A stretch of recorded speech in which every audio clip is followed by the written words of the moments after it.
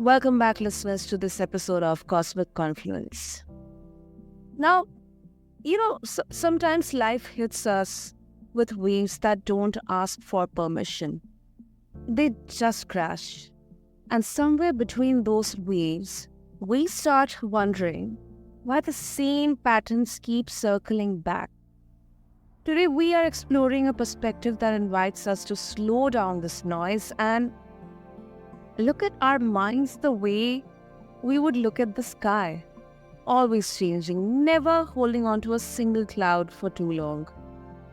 My guest has been supporting people since the age most of us were still trying to figure out who we were.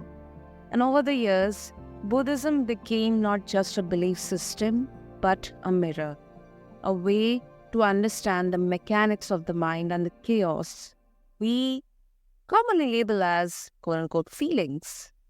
And what's fascinating is that, listeners, she is actually taking ancient teachings and pairing them with modern scientific concepts about perception, sensation, and the speed of cognitive change. And the whole idea that nothing we feel is actually happening in the present moment because the mind moves too fast for anything to stay still, that hits you hard in the chest a little. So today on the Cosmic Confluence, we are going to dive into what she calls stress relief practices, the Buddha way. It is simple, it is structured, it asks us to stop worshipping the emotional relics of the past and start paying attention to the present that keeps disappearing before even we register it. So, listeners, meet my lovely guest, Saw Myint. Saw, welcome to Cosmic Conference, and as always, it is an honor to have you here. Thank you very much, Sana, for having me. And thanks to all the listeners who are here for us. Yep. I hope I help you in some way.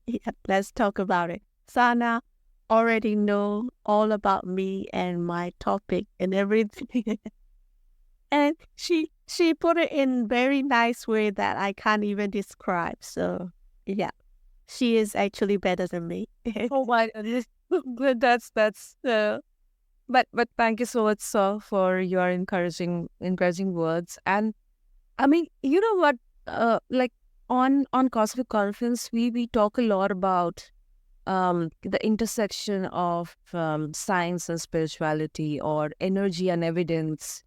And you teach that our emotional suffering isn't happening now, but it is like replay of the mind. So from this lens of, science meets spirit lens, how do you explain that to someone who feels that pain is undeniably, there is no doubt here, it is happening in the present? Yes. We think it's happening there, but what we actually feeling is side effect. So it's like our belief, our side effect memory, everything driving us, but they no longer here, they no longer present. Okay? So how Buddhism relate to science? Buddhism, I was mentally let down by my own auntie when I was young, right? And Buddha is Buddhist God, okay? He helped me through his teaching, and I would love to distribute it to the world in a way to help people with their suffering, okay? And I know everybody is different and everybody has different religion. So that's why I think of a way to make it universal. And then I remember Buddha always say, you can test me with science, because what he teach is the facts of life. And the facts is also science, right? Science is right and wrong, never gray, okay? So example, Buddha says, in our whole world, for any of us, there's only mind and body, okay? Nothing else. Your mind or other people's mind, your body or other people's body, living or non-living. Everything is, if you think about it, mind and body. That's all. Okay? Because it's a difficult subject, we have to make it simple. Yeah? And science has the same source, like the same root. Science also make everything simple if you just focus, okay? And science also say mind and body are moving millions of times per second, okay? So even if it move once, imagine it no longer there.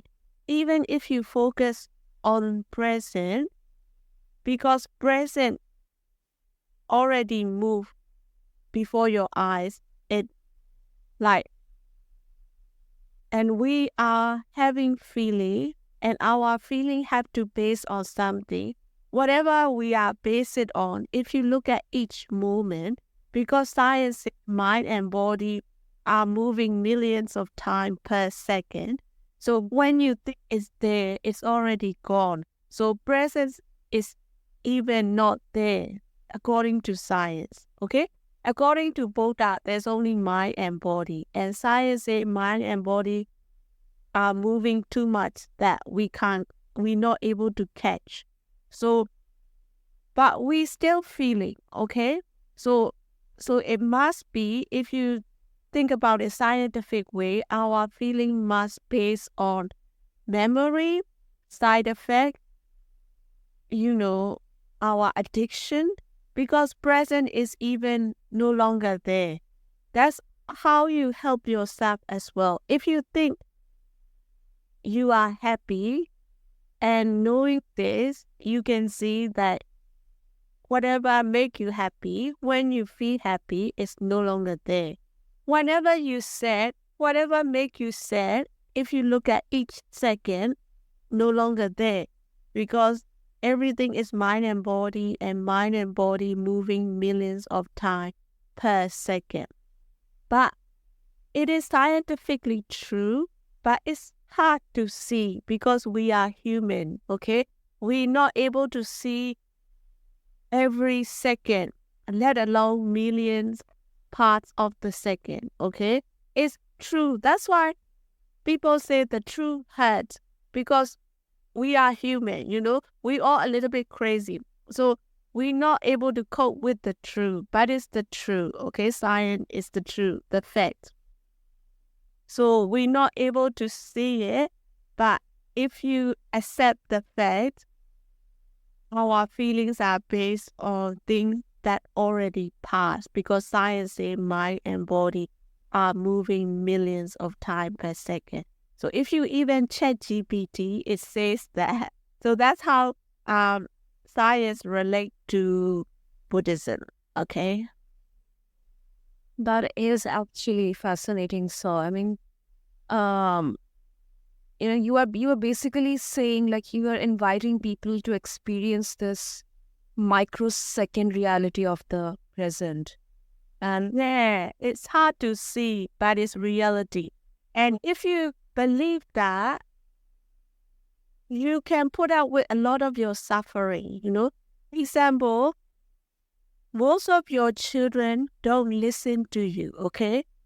Because you believe that they are your children, you can put up with them, because our belief drives our behavior, You're not able to see it, but if you believe in this, you can see the truth.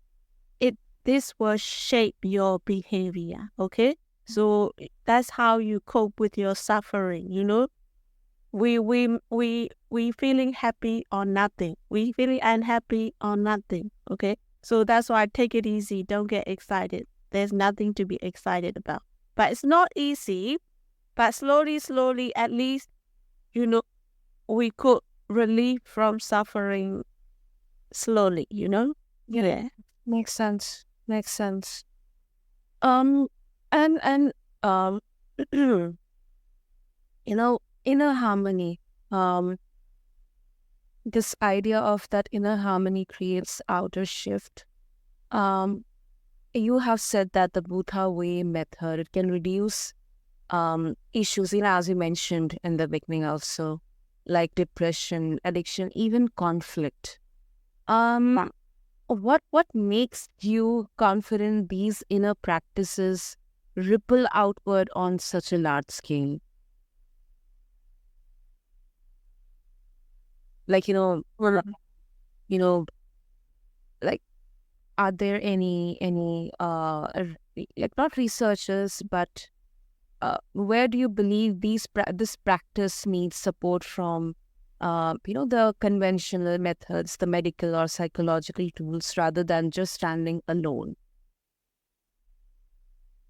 And you asking how medical work would help this? Yeah. Like how I will try. I try university, school, government, media. I've been trying, not successful yet. So I want to spread this to the stage that a lot of people get belief in it. So it's like any advertising. The more you see, the more you aware of it, and the more it become your reality. Okay. So because this is here to help people, not, scamming anyone. I wish it could reach as much as possible. That's why I'm doing this, right? Um, and believe me, I try everything, but I started to get traction in podcasts, and you guys have the right audience. So I'm very glad. Yeah, but working together, we can help more. But Buddha always say, okay, there's only sand and water in the world, okay? And there's a lot of sun, what do you call soil or sand or whatever in the world, but you can only hold a handful, right? It's like this. You try everything everywhere, but I might only be able to help a handful of people. It's okay, because even if you have a perfect method, not everyone resonate with you. Not everyone will help you like Sana does. So, so I am hopeful. I'm trying my best, and you here facilitating this, and your audience hearing this, everything help, and we just doing the right thing. And I'm doing this as for charity purpose. I have a registered charity set up in Australia to do this. So yeah. Well, I really love your honesty, because I think it's more than just explaining it clearly. It's more than, I think it's more justified to first experience it, because yes, it will take its own sweet time. But in here, it is also backed by science, and it's logical. Um, and you mentioned so that both happiness and unhappiness, it creates suffering, because neither is stable. But Yeah. she is obsessed with always chasing highs. How do you like teach detachment without sliding into any emotional avoidance? Yeah. We are still human, right?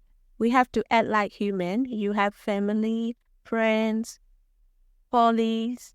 We still have to live like a human. So that's okay. That's what Buddha said. You act like human. I just, yeah.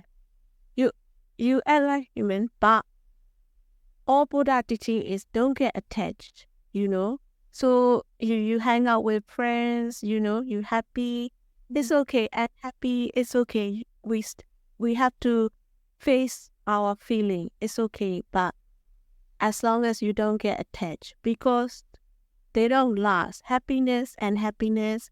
Yeah, I say example again. It's a little bit funny. Okay. Buddha say happiness is harder to detach. Okay. So happiness, good food, good sex, whatever good, good, anything good, everyone know that they don't last, okay? Next minute, you think you feel good drugs, next minute it gone, right? Also, bad thing like the war, flood, earthquake, someone leave you, someone die. It also temporary. So we just have to, that one easier to see than what I said before, mind and body moving too fast. Because you can actually see that you eat a good food that you like. Next 2 minutes gone because you eaten it, right? It's like good sex, good drugs, same thing. And everything bad, someone die, yeah, gone, right? And someone leave you, they gone. But of course, we suffer from our attachment, our memory, our addiction. But we can see that they don't last, right? Well, yeah. So, what did you want to know? Um, But it's very easy to see that things don't last. yeah, yeah. It is. It is. And it's, I mean, let's be real, because telling people not to kind of cling to happiness, it can sound like, you know, uh we are removing the joy or sucking out the joy out of life. But practically, like, it's more about um what I can say, like fluidity than just flatness. And I think it's a practical approach, practical way of looking at it. Yeah. But we humans, so we little crazy, and it's okay. We love our family, we love our lovers, and we have addictions. Some people, or some ladies are cosmetic, some men have ego. It's okay. We human, but knowing this, because life throw more bad thing than good thing. If you knowing this and believing in this, I think you feel all right. You feel like balanced, You don't get too excited, you know. Because even if you have everything, imagine we are aging every second, okay? And we get unwell, we die one day, okay? One billionaire tell me he's nearly 70 and he said, if I could get 35-year-old body, I give you everything I have. So now he realizing that he's dying. Okay, he will die soon. He won't last more than 100 years. It's very rare chance, right? So even if your life is perfect, you 18, you get unwell, you die, right? That's true for any human. So realizing that, have a calm life. So bad thing happen when even one day you die. You could die any moment. And you, all right, you don't get too excited, because when you die, you have to leave everything you have, right? So it's that, I mean, I think everyone needs some kind of trigger to learn this. And my trigger was that I will die one day, I have to leave everything I have. And that's it. I want to live balanced life. That's the reason I decided to live balanced life, I was mentally let down. Okay, now I recover, but I still want to live this life because I know that I have to go one day. I have to leave everything I have. I'm aging every second. I get unwell, I'll die any moment. And so do you, and so is every audience here, because we all human, we all living. Isn't it true? It is. It is absolutely true. Absolutely true. And this is something that I know so many people have actually uh, learned the hard way. And I strongly believe that, anyway, we have to leave. Our bodies have to leave this earthly or both. So why not enjoy every single present moment? Yes, isn't it? Yeah. And I think that doesn't call for being reckless or being uh dismissive or being carefree, I think that's where I think the discussion becomes much more nuanced. Like if we want to be mindful, we want to enjoy every moment in the present, that then how exactly do we do that? So I think that is something we actually can learn the Buddha way as well. Yeah, I'm just trying to live a balanced life. So when I'm up or down, I'm okay. Knowing that nothing lasts forever, knowing that I will go one day. Okay, so me living like this, when I about to die, I'm okay. Like you know, um, yeah, you know what I mean. Mm. So before we conclude, I think our listeners will be so much more interested to explore here. And if they would like to connect with you and explore more about the Buddha way of healing whether it's mental health, physical health, emotional health, how they can reach out to you. Well, yeah, please put my Facebook page on your note. Yeah, that's the best way. I'm more on Facebook. Yeah, Yes, yes. and I'm doing this as a charity, so I won't charge you. I'm trying to help people That's really because I needed help. I needed help. That's why I see like we need help because I needed help and no one was there. And I'm trying here to do what I can to give back, to be there for other people. And I have more than 30 years experience being there for others. That's very inspiring. And listeners, please do connect with Saw. I'll have her Facebook profile link in the show notes. Refer to them along with this episode on your favorite podcast platform. And listeners, today's episode, it sat right at the sweet spot of Cosmic Confluence because what we explored wasn't about rejecting emotions or forcing calm, but it is about understanding the mechanics of the mind so we can stop being held hostage by our old emotional recordings. So I couldn't thank you enough because um, you are really bringing the Buddha way of healing. You're helping every one of us, um, and this is very noble. It's inspiring. It's very empowering. So thank you so much. Thank you very much, Sana, and thank you very much, all your audience listening to me. I hope I help somebody. Thank you. Have a good day. Huh? Thank you to all the listeners for devoting your time to listen to this episode on Cosmic Confluence. Subscribe to us, leave us a review, let us know your thoughts. And until next time, this is your host, Sana, signing off.